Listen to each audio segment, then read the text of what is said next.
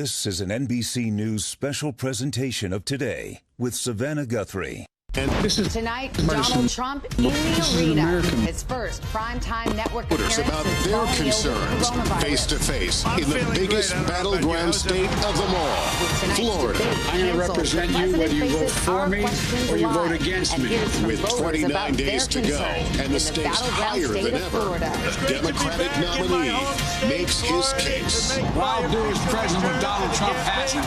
I'll fight for you. 19 days to go. NBC News, the Joe Biden Town Hall. For you Live and from fight the for Perez your Art family. Museum in Miami. Here's Lester NBC Holt. Decision Good evening, everyone. 2020. Welcome to tonight's Town President Hall, Trump where Town we Hall. are surrounded Live by from the dozens Perez of Art Museum in undecided Miami. voters, and Here's where Savannah Democratic candidate Guthrie. Joe Biden will answer Hi, our everybody. questions Good evening. It's and good make to have you his with us, case and tonight. welcome to Miami. Just and under our an town hour ago, hall we saw the with president return Donald to Trump. the But we White want to House say by right off the top, helicopter. this is not how After things spending were 3 supposed to days go at tonight. nearby This was Walter supposed to Reed be Military a town Hospital, where he hall was debate treated between for Donald his Trump and Joe Biden. coronavirus But infection. after the president Upon his contracted return, the COVID, president the debate removed his commission mask announced and it would have posed to for be a cameras on the virtual White House debate because balcony. of health concerns. We are in the The midst of an president then said he would not extraordinary time with participate the in a election virtual now debate. just At that 4 point, weeks away. Joe Biden And scheduled a millions of town hall tonight Americans in Pennsylvania on already another network, Just and the now the past 6 president days, is doing we've the seen same. a His own contentious town hall first presidential with the same debate, venue, followed format, by and the time as stunning NBC's news town hall that with the president Joe Biden himself last had week. fallen So ill the two after candidates testing go head-to-head positive for the tonight. They're not virus. face-to-face. Tonight we'll talk to his Each in a opponent, key Joe Biden, battleground about all state. And this and tonight, the much president more will be taking in our questions from exclusive voters town here in hall. Miami. We've got a lot We to should get mention to our tonight, so socially let's start with distanced, a and they're quick wearing update masks. from Chief And White I House should say, this correspondent audience looks a Hallie bit like Jackson. America. It's Hallie. divided. Some here voted for the president in Lester, 2016. good evening. The and plan president's to return again. to the White House Some was a support Joe moment that sent a Biden, message, and some say but they it's are not truly clear it's the message the undecided. president had hoped to send. The news that he is now out of the hospital, overshadowed by him landing on the south lawn of the White House, walking up to the Blue Room balcony and removing his mask. You can see it here. He then puts it in his pocket. It doesn't look like anybody was around the president in his immediate vicinity, but already you're hearing concerns about the signal this sends to Americans from the president of the United States, who is actively infected with the coronavirus after 7 months in a pandemic in which we were all told that wearing masks is a critical part of lowering risk. All of this, Lester, following the president's walk out of Walter Reed. He stepped out of that main entrance after about a 72-hour stay at the medical center, came down the stairs and flashed a thumbs up. Through his hospitalization, his White House has been focused on photo opportunities like these, trying to show Americans that the president is still in control, the president is still in charge. His physician, Dr. Sean Conley, says he is confident in the president's progress, but acknowledges President Trump is not entirely out of the woods yet. And while Dr. Conley says the president has no more fever, no more cough, we don't have an answer on, for example, what the president's lung scans show. There are some concerns the president may have had pneumonia. No president's last negative test was either. That's actually a really important point for figuring out who else may have been exposed and at risk. Lester? All right, Hallie Jackson, thank you. And we were joined by Vice President Biden. Thank you for being here. Thanks for having me, Lester. Appreciate it. We had a lot to talk about, and I really want these folks to drive the conversation as much as we can. But I've got to ask you about some of the things that Hallie just mentioned there. President discharged from the hospital today, flown aboard Marine One back to the White House. At one point, he climbs the stairs, and he takes his mask off with other people who appeared to be somewhat nearby. Did you see it? Did you hear about it? Well, I tested What's your quite a reaction, bit, sir? and I can tell you that before I the would debate, hope that the president, having gone through what he went through, and I'm glad he seems to be coming along pretty well. I had no problem before. Did you test the day of the debate? Communicate the right lesson to the American people. Masks matter. These masks, they matter. After It matters. the It debate, saves lives. It prevents the spread of the disease. I think it was social Thursday distancing. evening, maybe even late Instead Thursday of talking evening, about what the only thing I heard tested was one of the positive. tweets saying That's that, when I first you know, found out don't be Back so to the debate, concerned because the about all debate this. commission's essentially. rules, it was the honor There's a lot to be system, concerned would be about. that you would come with a negative test. You say you don't know if you got a 210,000 people test on the have day of the died. I had no debate. problem. Again, the you doctors know, do it. I don't about ask them. 1,000 people I a test day all getting the the time, and coronavirus. Did you take a 50,000 test, though, on the day of the so debate? make If you ask concern, the I hope. doctor, they'll give you a perfect No answer. one walks They away take with a the test message and I thinking leave and I that go about So my you, business. did you take a test on the day of the It's a debate? I guess serious is the problem. bottom It's line. an Probably did, and I took international a test the day pandemic, before and the and day we have before, and I was 4% of the always in great population and shape, 20% and I was of in the great deaths. shape for the I debate. know you offered And it your was good only wishes after the debate, to the president like and the a first period of lady. time Did you pick after up the the phone? debate Did you that call the I president? No, I It's didn't. interesting I they took a inquired test whether and I the should test do was that. Just and it was- to button it up, and do you it take a was, test every single the day? decision No, was but I that take would a lot of probably be tests. Okay, intrusive. and you don't know But if you I'm took a test truly the day of the happy debate. that if he appears to be, if things are really moving along like he said, and particularly the First Lady as well, I'm very happy for that. If you're president, you have built your campaign around the coronavirus has been your number one issue. So when you hear that this president was infected with COVID-19, were you surprised? Okay, good. Quite frankly, I wasn't surprised. Let's talk about the event that was held at the White House on the Saturday before you tested positive. Subsequent to that, 13 people connected to that event 3 months, tested positive. 3 times a week, I'm on the telephone and on You've Zoom seen the pictures. There was an with indoor some of the reception. leading People were not wearing immunologists in the masks. nation. And My they go question to through you everything is, that's at happening. this point in the pandemic, And so the idea that shouldn't you have known COVID better? Shouldn't does the White not House know spread better in than to hold an proximity event like that? when you don't have a mask on, when you're not socially distancing, when there's large groups of people, when you're inside, particularly when you're outside. That's not surprising. And again, we keep forgetting, or we're not talking about it. 205 to over 210,000 people have died already. And the expectation is nothing changes. We're going to have another 200,000 dead by the end of the year. But everybody's That's 400,000 dead, God forbid if that happens. That's more than were killed in 1 year in America than 4 years in World War II. I can't be in a basement. I want to ask you about the information we've been given on the president's medical condition from his doctors and Walter Reed. Also some of the information about his condition from the White House. Do you think that the doctors have been forthcoming, that they've been transparent? Do you trust he always had a mask, and they caught it. Well, with our pictures that Tom tell us, actually with one of Judge Barrett's kids not wearing a mask. But, you know, Chris Christie, he was part of your debate prep. He was, I believe, at that event. He came out tonight. He was sick, very sick. He was in the hospital for about a week. He came out tonight and said, but the vast majority of Americans, the vast majority of people here in this audience, your cameraman, if God forbid something happens to them, they don't have that access to that care. And so it's comparing sort of apples and oranges a little bit. As president, you were on the debate stage with the president for 90 minutes. You were socially distant. But hearing that he was infected, did you have a moment of pause, of worry, of concern for your own safety? No, because look, I've been fastidious about the social distancing. I've been fastidious about wearing a mask when I'm not socially distant. Now, there was an event with the Gold Star families the day after the Supreme Court event right now. As well as when Melania came up on the stage, she smiled and waved. I waved to her, but it was the same distance. And you know what? It was a little disconcerting to look out and see that. Well, I was going to say, you bring it up. You brought it up yourself. I mean, are you trying to suggest that? Do you believe in grieving military family gave you COVID? The people who with us had masks on. I didn't quite get that. You were able to see that from where you were? Yes, when I came in, yes. I have to be out there. Because I was standing. There's no one that says you can't be out there, but it's just about wearing masks and having, for example, your rallies. Your rallies don't require masks. If you become president, can you pledge Kamala, transparency about your health if, God forbid, something like this happened or some other health issue that you would be forthcoming to the American people? I can understand there can be certain circumstances relating to national security where every detail would not be made available in the middle of a particular crisis. I also say to people all the time, the overall question of whether or not I'd be transparent about whether or not I had a serious problem or what treatment I got. But you also are a leader and a setter of an example. And if you're not wearing a mask when your administration is saying best practice right now is wear a mask. No, it's not foolproof. But that will many people are getting this disease that was sent to us by China, and it shouldn't have been allowed to happen.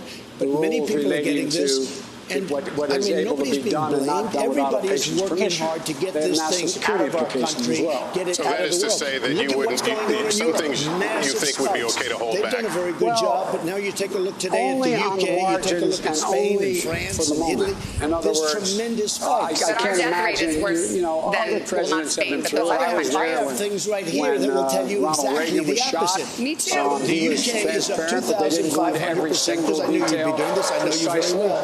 The UK is up 2,500%. The EU is up 722%. I think and the United balance, States is you down have to tell 21%. the whole truth what the state, what happened, what was happening, and what's going on.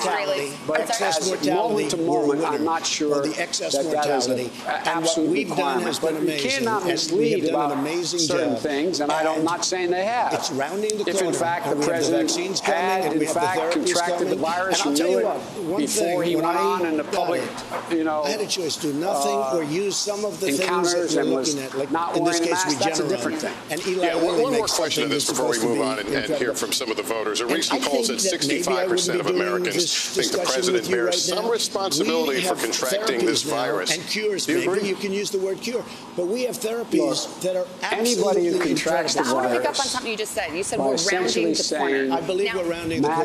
Now, 10% of the country approximately has had COVID. That means 80, 90%, 90%, let's do the math, is still vulnerable. For what happens to them. There's been some talk, including from the White House lately, that perhaps it approves of what's called herd immunity. That's where you basically just let young people and everybody get sick. You try to protect the old people and those who are sick.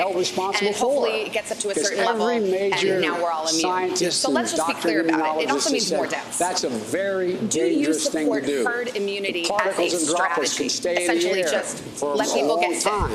Longer than they thought. It can go beyond 10 feet. There's all kinds of things they've learned. We did the right thing. And we were expected to lose 2,200,000 people and maybe more than that. Not so much protecting me, 210,000 but as a people. One person is too much. It should have never happened because of China. It happened because of China. Be afraid for your husband, your wife, your son, your daughter, your neighbor, your co-worker. But we were expected to lose. If you look at the original charts from original doctors who were respected by everybody, to protect those around you. 200,000. You want to hear from some voters now? If you Sure. All right, let's bring up, first of all, Vanessa Tamaris. Vanessa, nice to see you. Hi, Vanessa. Thank you for being with us. What's your question for the Vice President? Should the deaths be better than 200,000 when relative to the rest of the world we have a worse death rate? I left North Carolina, which I love. I work in Miami as a pediatric nurse.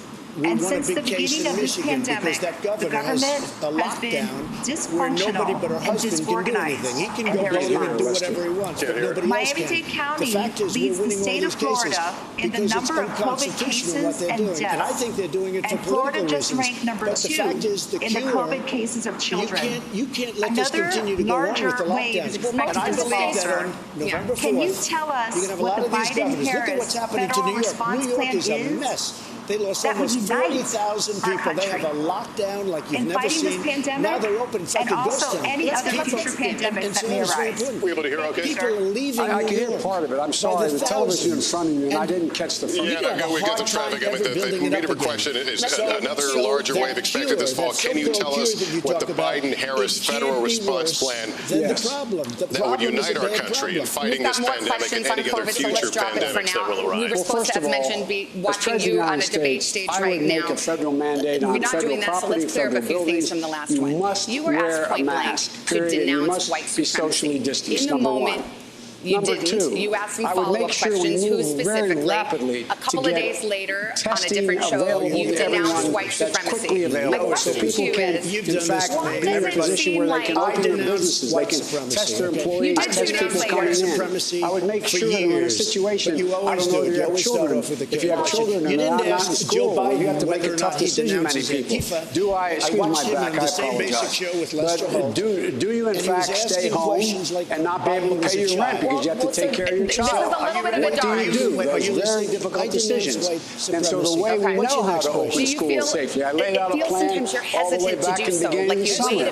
We should provide them for the ventilation they need, but all the needs that they have for masks and social distancing and testing. For example, the president had committed, and FEMA, and I denounce these people the in the emergency left that are management burning down organization, our cities said that are we're going run to by give masks to Democrats. teachers as while we're well denouncing, as let me ask you to about these students. QAnon. It And is then this the administration said, theory well, that no, guess what? That's not a national emergency. Pedophile Well, ring, what in God's and that name you is a national are the emergency? savior That's not a of that. national emergency. Now, can you just so it once costs and for money all to deal with all of these things, and we should, in fact, be using the money passed by the Congress to see to it that people don't open their businesses safely, be able to keep their employees on the payroll, making sure they can have the sanitation capacity and ability to sanitize their stores as well as their schools.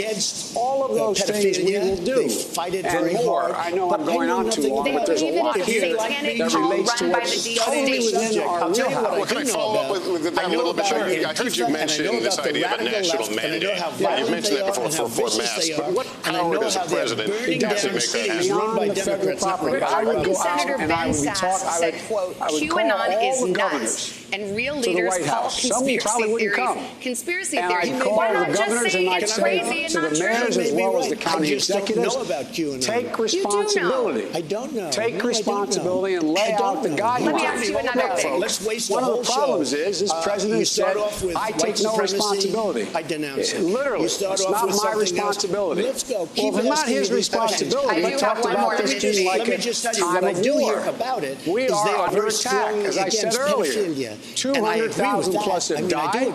50,000 a day are getting the virus. 1,000 a day thereabouts are dying. This is a national emergency. And so the president should take responsibility. The federal government has an obligation to lay out basic guidelines. And the science matters. Listen to the scientists. All right. Let's get another question. Vanessa, thank you for your question. Our next one comes from Jonathan Pines. He's an undecided voter from Hollywood, Florida, a registered Republican. I think he says he's leaning toward you. What's your question? I can't see Jonathan, but I'll back up here. See from there. And they happen to be radical. You're a good-looking guy. That's why week, you retweeted to your 87 million followers a conspiracy theory in light of recent that Joe events, Biden it's obvious that the pandemic can reach anyone. the While the health and lives of the American people should come first. There's been a combination of fear, shutdowns, isolationism, conflicting data, and school closings. And these have long-lasting effects which have taken both a psychological and financial toll on nearly all of us. How do you plan to balance these factors with the expectation that COVID will be with us for the foreseeable future? First of all, again, I don't want to repeat myself too much.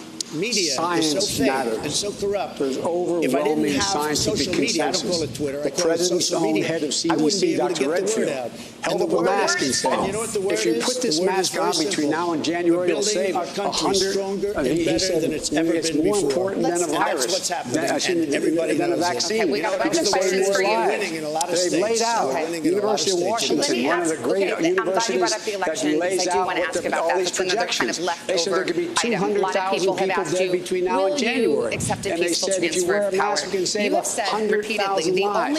Now, what is this macho thing? I'm not going to wear a mask. Now, that is simply not true. The fact is either candidate can lose fair and square without be patriotic, for God's sake. So will you accept the results of the election? Take care of yourself, but take care of your neighbors. And so the one thing we have to do is we have to unite the country. One of the reasons when I said I was running, I had three objectives. One, to restore the soul of this country so we start acting with decency that reflects who we are. Secondly, rebuild the middle class. And thirdly, unite the country. Remember, I was loudly criticized in my primaries. You can't unite the country. We must. It's the only way we can move forward. And the country is ready to be united, I believe. They're ready to be united.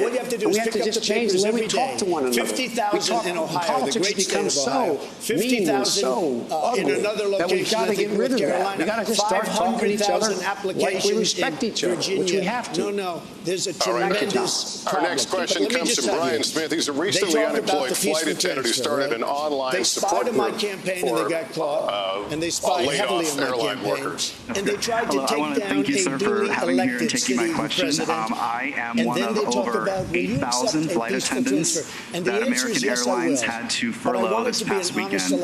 And my question to you is, if you're elected president, what will you do to restore the travel and tourism industry to get it back on its feet and get it back up to pre-COVID levels so that we're just throwing more money at it? How can you say that? You do read newspapers. My best friend, I'm a lucky man. I'm married in a family with 5 daughters. That means that one of them always loves you, not the same one. Even your wife's mad, there's always one with you. One of my sister-in-law is an attendant. Take a look at me. And she's been for a long time facing the same kind of thing you're facing.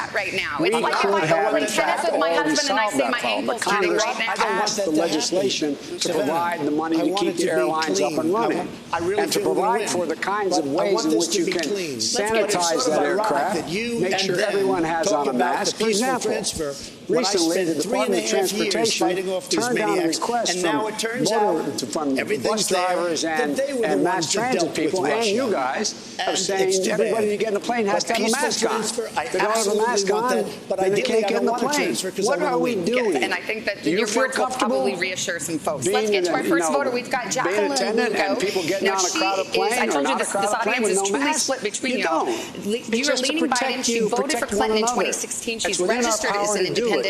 Jacqueline, what's your question for the president? And hold the mic up close and take off your mic because it's hard to hear out here. Good evening. Look, welcome to Miami. Thank you. We've got great medical care. Mr. President, but if you that's knew why I'm arguing from the very beginning of this. Everyone who contracts COVID should have their bills paid. As you told Bob Woodward in February, was and we're in court right now and deadlier trying to get rid of the Affordable Care Act. Why did you only put in place 10 million people have a lost travel ban from China employer-based insurance or COVID-based insurance? 10 million. Other measures and mitigating the spread of COVID-19, who already get us through Obamacare. Tens of thousands of American lives. People with pre-existing conditions. Very early, as you know. Joe Biden was 2 months behind me, and he called me xenophobic and racist and everything else because I put it in. And it turned out that I was 100% right. I also put it on Europe very early because I saw there was a lot of infection in Europe. And it's sort of an amazing question, and I appreciate the question and respect the question.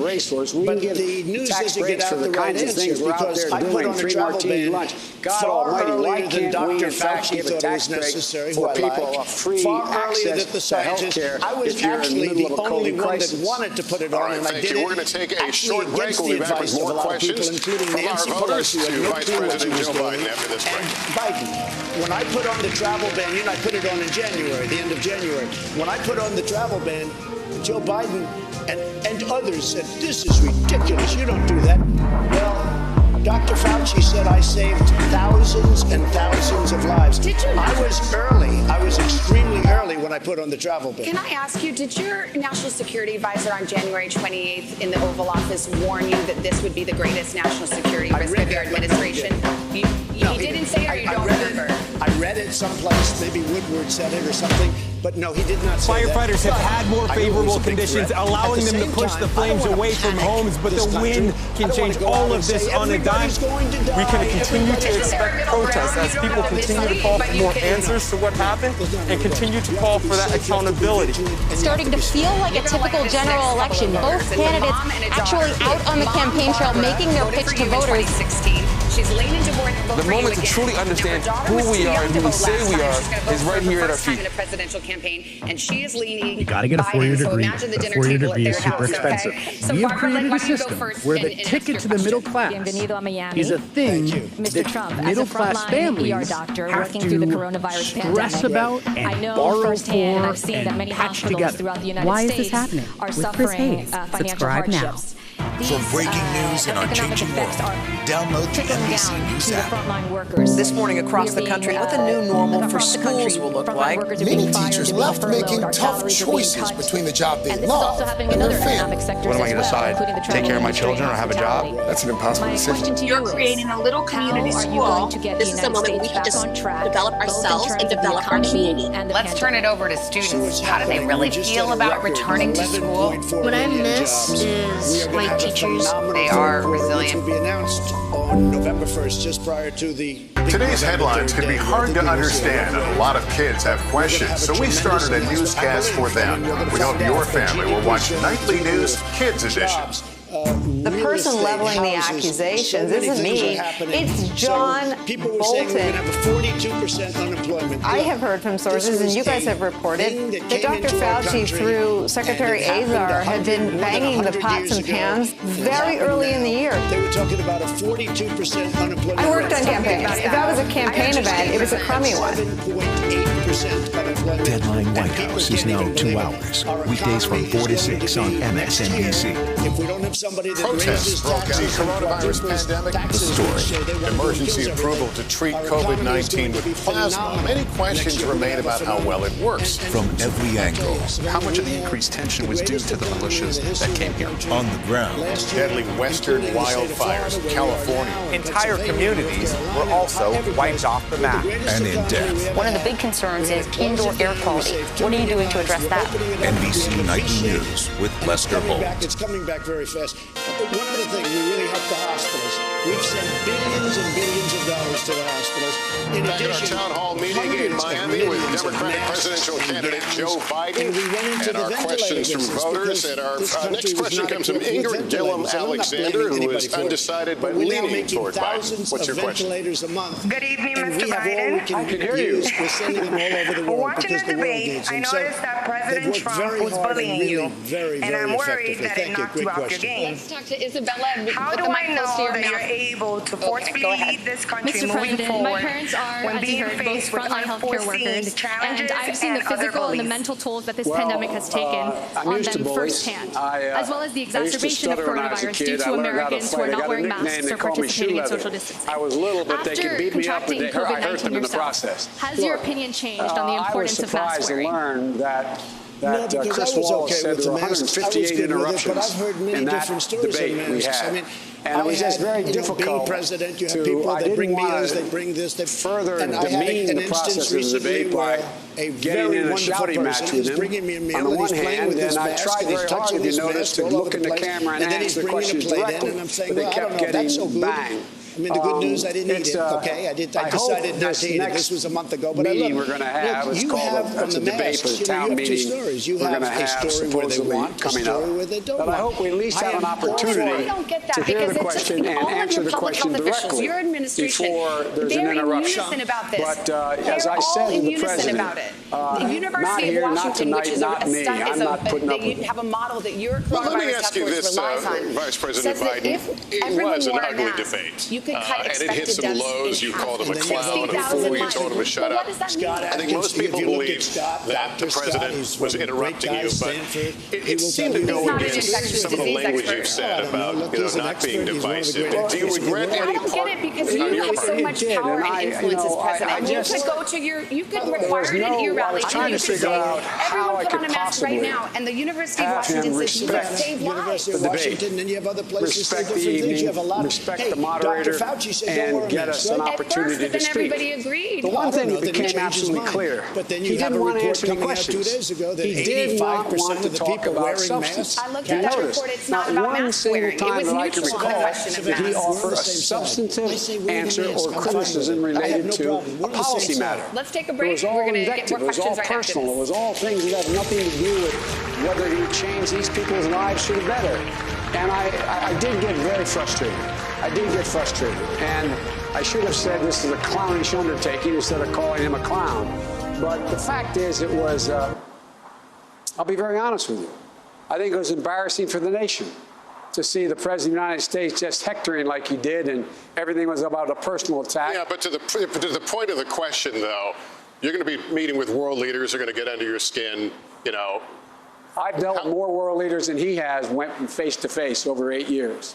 And I've got under my skin, and we've had very quiet conversations. I've told President Putin exactly what I think of him. He knows it. We looked eye to eye. We know what's going on. I've made the same assessment to Milosevic. I've had the same kinds of conversations across the board. You can look back on all those international meetings I have. You can't think of a time when I've not handled it properly. All right, I don't have somebody screaming at me in the next podium when I'm meeting with a world leader. All right, let's get our next question from Michelle Cruz. It's from Coral Gables. Used to be a registered Republican, but voted for Hillary Clinton in 2016. Her husband is in the crowd, I believe. What's your question?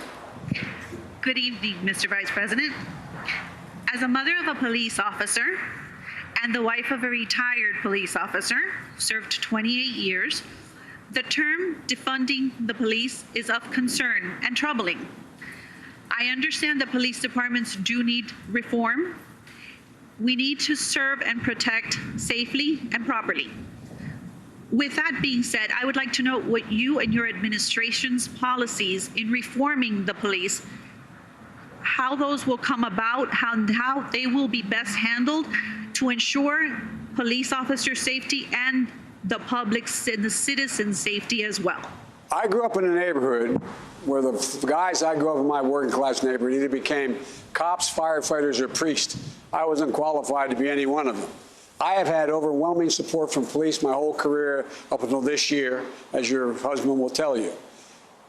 The vast, vast, vast majority of police are honorable, decent men and women who risk their lives every single day when they put on that badge and walk out that door. They have a right to come home safely. But there's bad apples in every profession.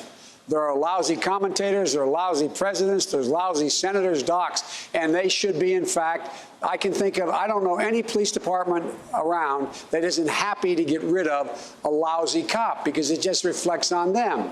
And by the way, the same with the protesters. It's a right to protest peacefully, but once you pick up a bat and start smashing windows, once, in fact, you light something on fire, once you engage in violence, you should be arrested and held accountable. And I've never had a position different than that from the very beginning. So what I'm going to do what I've done in the past. I'm going to bring all these interests together.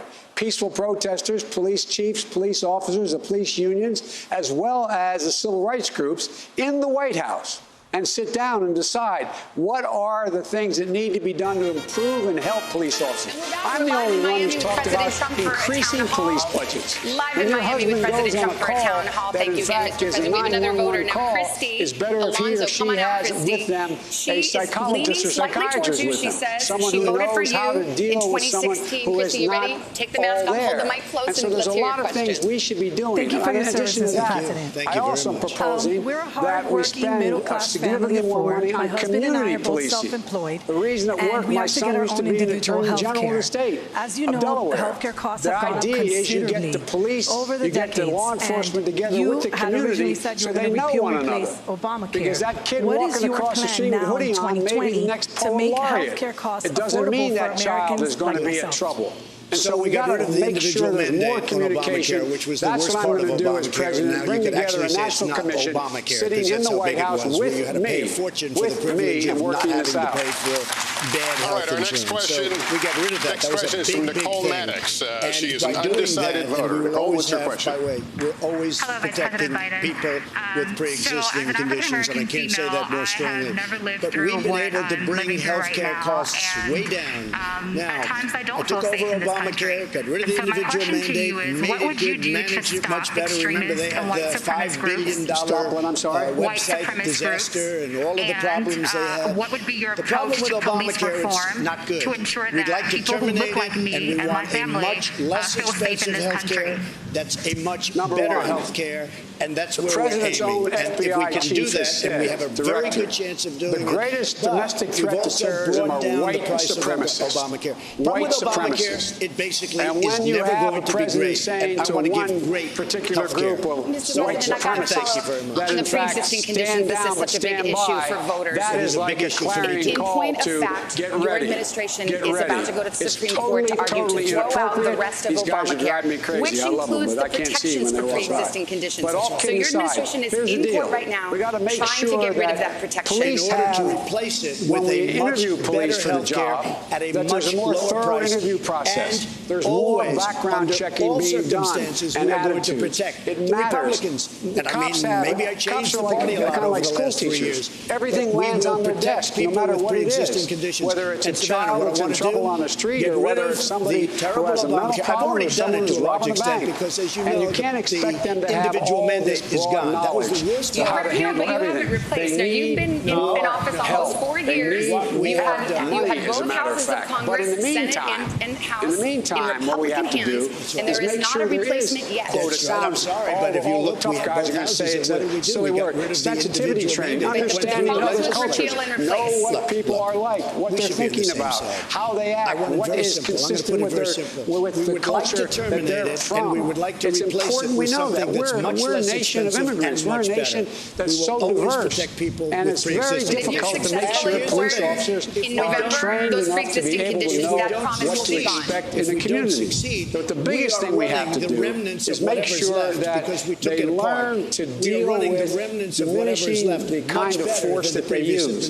What is the minimum force required in order to be able to deal with whatever the situation is? It's about diminishing the prospect of use of excessive force. It's about eliminating some things totally, like chokeholds. It's about making sure that no-knock warrants are changed so people know what's going on. There's a whole range of things we can do. The commission the President Obama and I set up early on was in the process of doing that until this president got elected. What happened was, if you notice, there has been sort of a dog whistle out there. That is that everything's about division and hate. The reason I decided to run for office, I hadn't planned on running again. I gave him my word after my son passed. I wasn't going to run again. But when I saw those people coming out of the woods, literally the fields, carrying torches in Charlottesville, screeching at, if you close your eyes, remember what you saw.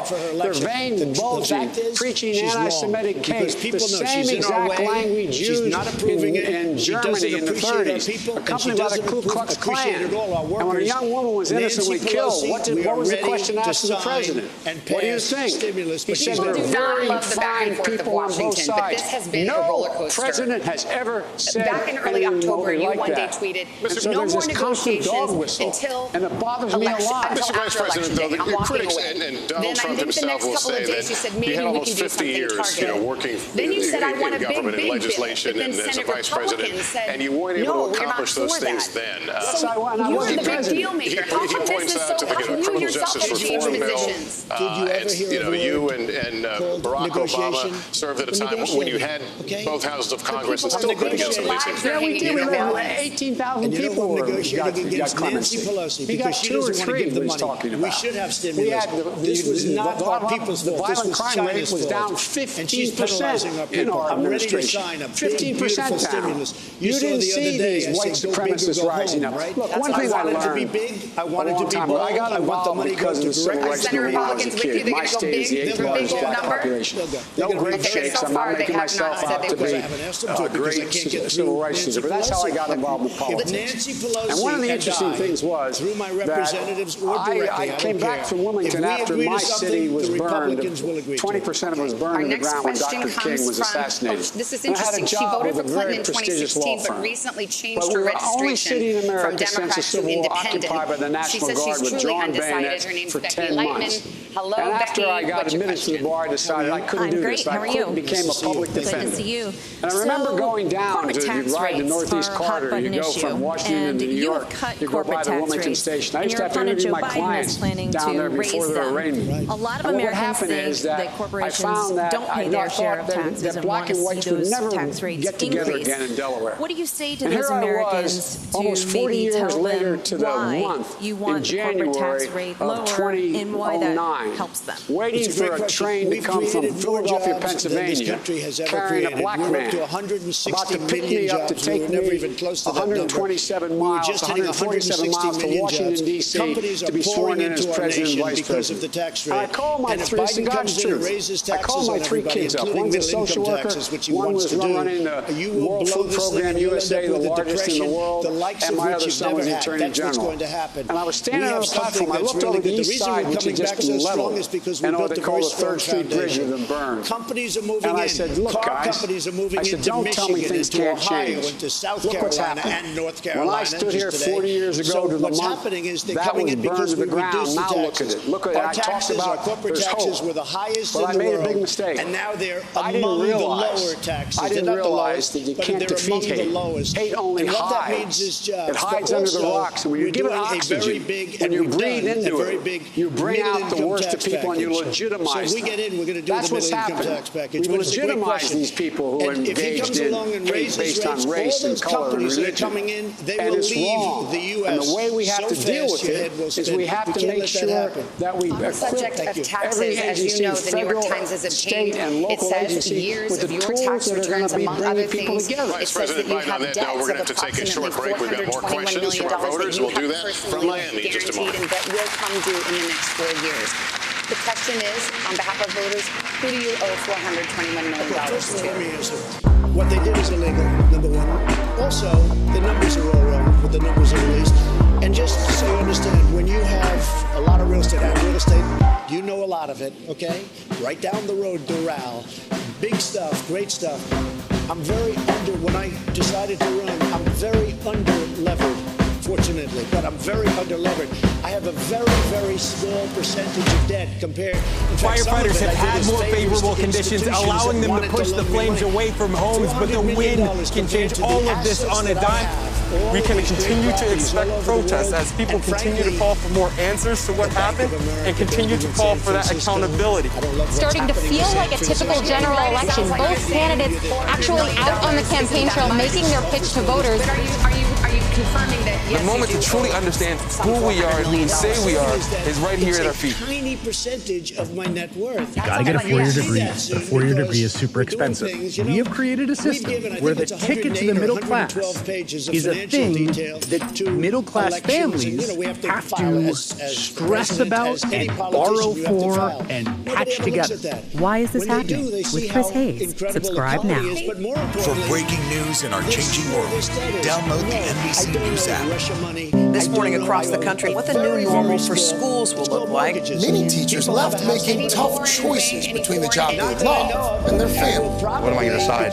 Take care of my children or have a job? That's an impossible decision. You're creating a little community school. This is a moment when we can just develop ourselves and develop our community. Let's turn it over to students. How do they really feel about returning to school? What I miss is my teachers. They are resilient.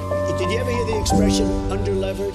I am extremely. Today's headlines can be hard to understand, and a lot of kids have questions, so we started a newscast for them. We hope your family will watch Nightly News Kids Edition. The person leveling the accusations isn't me. It's John Bolton.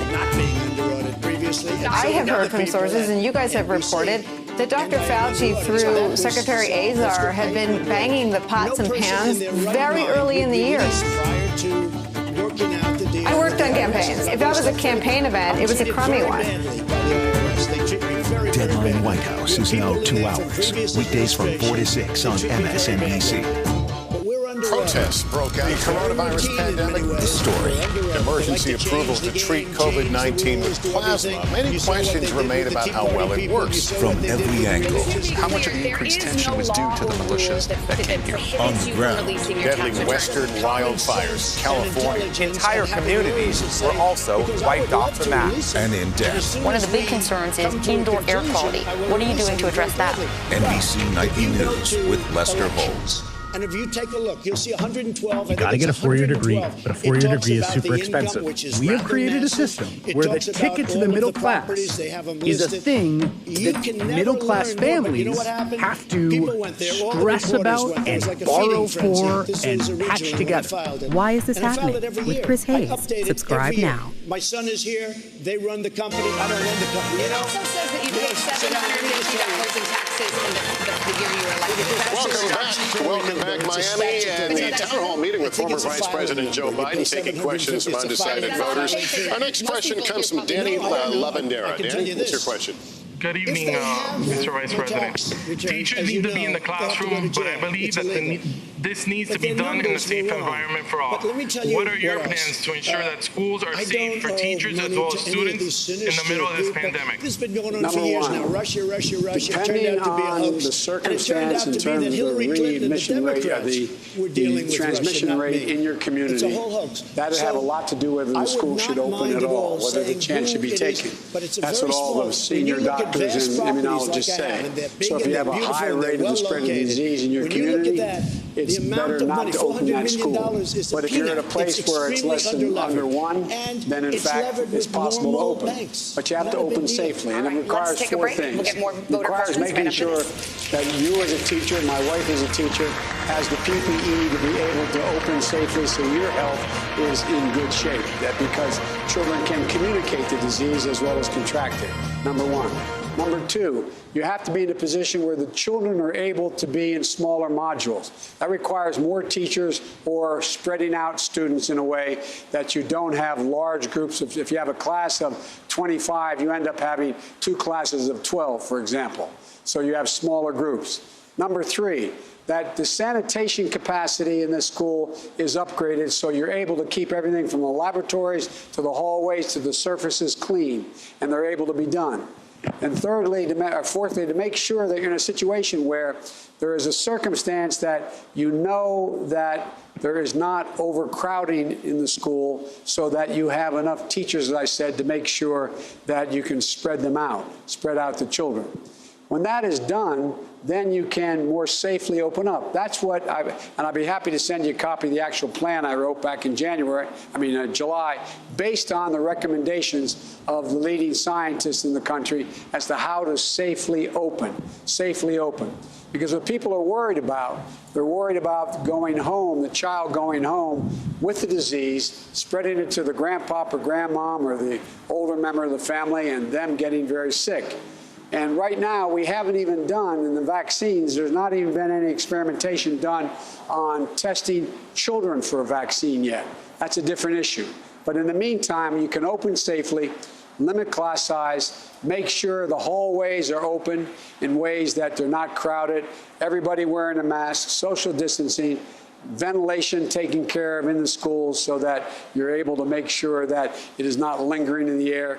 And they're the kinds of things, and it's estimated by the superintendents nationwide to open every school in America safely would be about $200 billion. All right. Danny, thank you for your question. Our next one comes from Cassidy Brown in Orlando. Voted for the first time in 2016. Nice to have you here today. Thank you. Hey, Cassidy. Hello, Mr. Biden.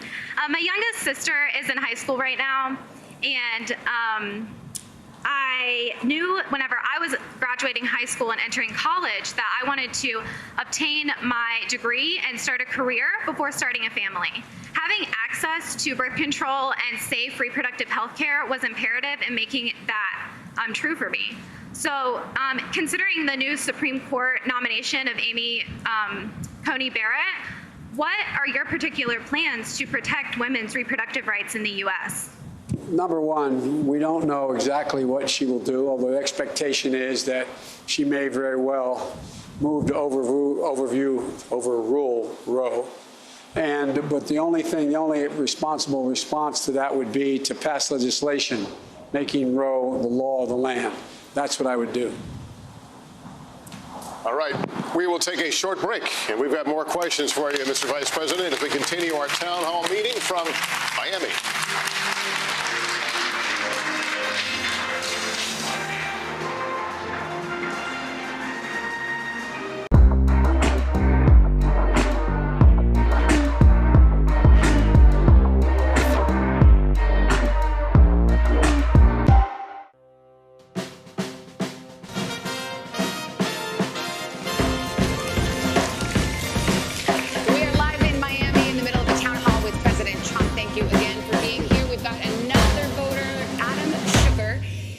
Firefighters have had more favorable conditions, allowing them to push the flames away from homes, but the wind can change all of this on a dime.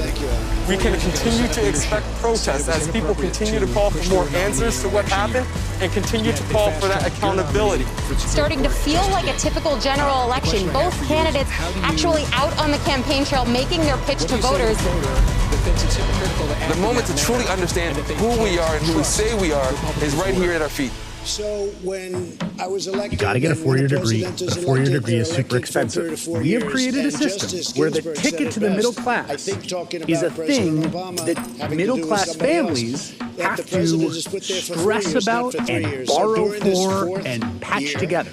Why is this happening? With Chris Hayes. Subscribe now. For breaking news in our changing world, download the NBC News app. This morning across the country, what the new normal for schools will look like. Many teachers left making tough choices between the job they love and their family. What am I going to decide? Take care of my children or have a job? That's an impossible decision. You're creating a little community school. This is a moment we can just develop ourselves and develop our community. Let's turn it over to students. How do they really feel about returning to school?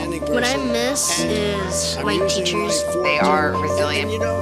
If you look at it, and if you put the shoe on the Today's headlines can be hard to understand, and a lot of kids have questions, so we started a newscast for them. We hope your family will watch Nightly News Kids Edition. The person leveling the accusation isn't me. It's John Bolton. Another morning show, and you were asked. I have heard from sources, and you guys have reported, that Dr. Fauci, through Secretary Azar, had been banging the pots and pans very early in the year. Now, that was 8 months before. I worked on campaigns. If that was a campaign event, it was a crummy one. So you have changed your position. Deadline White House is now 2 hours. Weekdays from 4 to 6 on MSNBC. Protests broke out in the coronavirus pandemic. The story. Emergency approval to treat COVID-19 with plasma. Many questions remain about how well it works. From every angle. How much of the increased tension was due to the militias that came in? On the ground. Deadly western wildfires in California. Entire communities were also wiped off the map. And in depth. One of the big concerns is indoor air quality. What are you doing to address that? NBC Nightly News with Lester Holt. Amy Coney Barrett confirmed to the Supreme Court in case any challenges come up in connection with the election. Do you expect her to rule for you? And we are back at our town hall in Miami with Joe Biden, and we've got more questions from our voters. Let's go to Ismael Eliano, who voted for Hillary Clinton 4 years ago, but has voted Republican in the past. What's your question for Mr. Biden? Mr. President, so you talk a lot about unity and division, but it seems now more than ever there's a divisiveness in the country that goes way beyond disagreeing with policy or whether you have made the right decision or not. I think it's the most important election in the history of our country. If for any chance, it probably won't, and I hope it doesn't ever get to the Supreme Court. So but if it did, I would think that she would rule one way or the other. Will you take as president you think she would rule to for get us you? back to being one country versus several little, fight films that are trying to yell each other about who's wrong and right? I never talked about it. Well, first of all, I didn't talk about any of the obvious things that you could talk about. And I think a lot of people in my position might. My entire career, I've been able to bring Democrats and Republicans together. And now people say, well, that was the old days, Joe. Things have changed. Well, the only thing that's changed is the way in which the politics that has been moved by some in the party have just gotten really ugly. I think what happens is, I think when people see if, in fact, I'm fortunate enough to win, our next voter, she's leaning to you, Mr. President. She voted for you in 2016. She is a registered Republican. Her name is Mariah Green. To his former Attorney General down in Alabama when I campaigned against him. Good evening, Mr. President. I'm honored to be with you here tonight, sir, so thank you. I'm a pro-life millennial, and my question for you today is, if Roe v. Wade is ultimately overturned in the future, what protections would be put in place or kept for where the mother's life is in jeopardy in relation to high-risk pregnancies? It's never appropriate to question their motive. I learned that lesson very early on when I got elected to the Senate. I didn't want to go because my wife and daughter were killed between the time I got elected and the time that I was sworn in. And a senator named Mansfield, who was a majority leader, took me under his wing and said he wanted me. I insisted meeting with me every Tuesday at 2 o'clock. I thought you got assignments from majority leaders. No senator gets an assignment. It took me about 5 weeks, Lester, to realize just taking my pulse, see how emotionally I was doing. Because I agreed I'd come and stay for 6 months until they got organized. And what happened was, I remember one day I walked into the Senate. If you look at C-SPAN, you know that big gold arch door you walk through to go down to the well. What is your preference? Because agreed, that's not something you should talk to the judge about. But would you like to see Roe versus Wade overturned? Because I went home every night to see my kids. There was a senator who was excoriating two people who became very close friends of mine, Bob Dole and Teddy Kennedy. They had introduced the precursor for the Americans with Disabilities Act. And that's why I chose her. I thought it was heartless. I think that she's going to make a great decision. I did not tell her what decision to make. And I think it would be inappropriate to say right now because I don't want to do anything to influence her. I want her to get approved, and then I want her to go by the law. And he looked at me and said, "What's the matter, Joe?" A great decision for our country. You're running as a pro-life Republican. Most pro-life Republicans would like to see Roe v. Wade overturned and abortion banned. How could he say a curb cut was inappropriate to have, that buses had to have lifts, etc.? He looked at me and said, "Joe, what would you say if I told you that same senator and his wife 2 years ago were reading the paper in their hometown? There's a picture of a young man in wearing braces from under his arms down to his ankles and two steel crutches. 14 years old, saying, all I want for Christmas, someone will love me and take me home. This is Cindy Velez. So what would you say if I told you they adopted that young man? But I don't think you got to the heart of Ismail's question, which is something tangible, something you can do as a new president. I learned from him, he said, it's always appropriate to question another man's I have reasons for judgment, but not their motive. Not only because once you question a senator's motive, you can never get anything done. I say, you're in the pocket of the cement industry. Let's see if we can get a transportation bill passed. It doesn't work. And that's why I put, look, when President Trump had already been elected, I was vice president. He had already been elected. And I put together a group that came up with almost $9 billion to deal with cancer research. $9 billion. They said no one would vote for it. We had a total of only, I think, 41 senators and something like 118 House members. 398 House members voted for it, and 96 senators voted for it. My point is, you stop questioning motive. You go out and you debate the issues. Because we've all gotten down to the point where everything is about attacking the integrity of the other person. And the last thing I would do is make sure that we, in fact, I reached out constantly, which I did as vice president and as a chairman of the committees, foreign relations and the judiciary committee. Reach out and brought the opposition in. Some people don't like it when I say it, but for example, last point. I have done for example, they said, Joe, what are you going to do if you get to pick, the next Supreme Court justice? It says advise and consent. You need the Senate to give advice and consent. Every president has pulled us together. I've said, this is what I'm thinking. I've gone to Republican senators and Democratic senators. He said, what do you think? You put together a amendment. You put together coalitions. That's how you deal in a democracy. All right. Peter Gonzalez has next question. And of course, welcome to Miami, Mr. Vice President. I was born in Hartford, Connecticut. I was raised in Hialeah, Florida. I've been living in Coral Gables for the last 20-plus years. Cuban American and Venezuelan voters here in South Florida are being targeted with messages by the Trump campaign claiming that a vote for Joe Biden is a vote for the radical left and socialism and even communism. What can you tell people in my family, my friends who are understandably concerned with that issue that would make them feel comfortable voting for Joe Biden and Kamala Harris? Let me just find out we have about 3 or 4 minutes left. I look like a socialist. Look, I'm the guy that ran against the socialists. Remember, I got in trouble with the whole campaign. 20-some candidates. Joe Biden was too centrist, too moderate, too straightforward. That was Joe Biden. Who fled I have taken on the very people that, in fact, we're worried about. I've taken on the Castros of the world. I've taken on the Clintons of the world. I've taken on all these dictators. I haven't cozied up to them. I'm the guy that's been straightforward with them. I'm the guy that let them know it stops here. It stops with me. It stops with me as president. I am no more a socialist than a communist than Donald Trump is. Well, I won't say it anyway. So they need not worry. Just look at the record. There's not one single syllable I've ever said that could lead you to believe that I was a socialist or a communist. Why? All right, we've got time for, I think, one more question. Mateo Gomez joins us now. First-time voter, came to the U.S. from Colombia at age 2. Probably in this room. Where do you come from, by the way? Thank you, Lester, for the introduction. My grandparents were from Russia and thank you so much for coming to Miami and speaking to us today. So, if you win in November, there will be a 56-year age gap between you and myself. My generation, Generation Z, is growing up with school shootings, police brutality, and protests, and the inability to earn a livable wage, even when holding advanced degrees like myself. Mexico's working very closely with us. We have the strongest border we've ever had.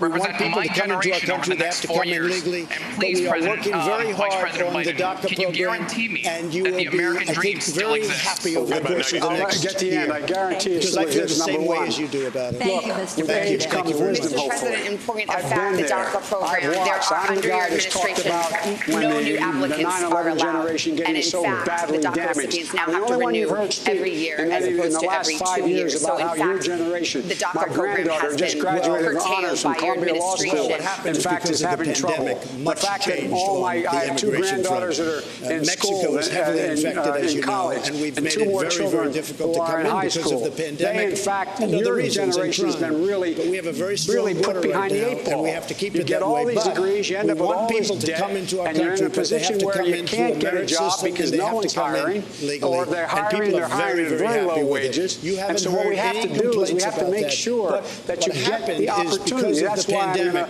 eliminate a lot of your student debt. If You have been promising this immigration bill since, well, at least July, when you told my colleague on Telemundo it was coming, but nothing's come I'm going to yet. make sure that everybody in this generation gets $10,000 knocked off of their student debt as we try to get out of this god-awful pandemic. I'm going to make sure that the opportunities you have are consistent with, for example, you're a first-home home buyer. I think you you're haven't even had the opportunity to gain enough income to be able to have a down payment. The first-term home buyers, you get $15,000 credit to be able to buy their first home, because that's how people accumulate wealth. We have about 30 That's how they seconds get left. started. I think about people That's sitting how out they there move. tonight. There We're are gonna some make who sure love you, we some of them are recognize sitting you, right around here, and advance some you, who and will make never sure vote that for you. But there are people in the middle. There are people who aren't sure.